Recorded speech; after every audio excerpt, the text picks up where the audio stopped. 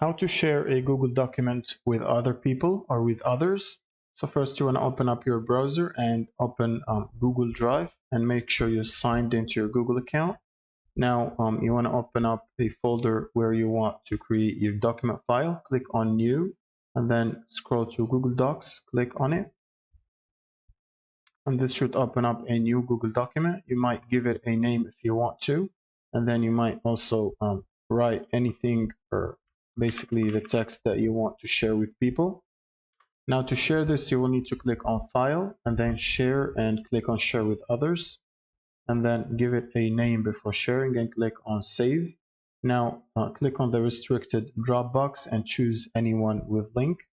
Now you want to click on Copy Link and basically send this link to anyone you want.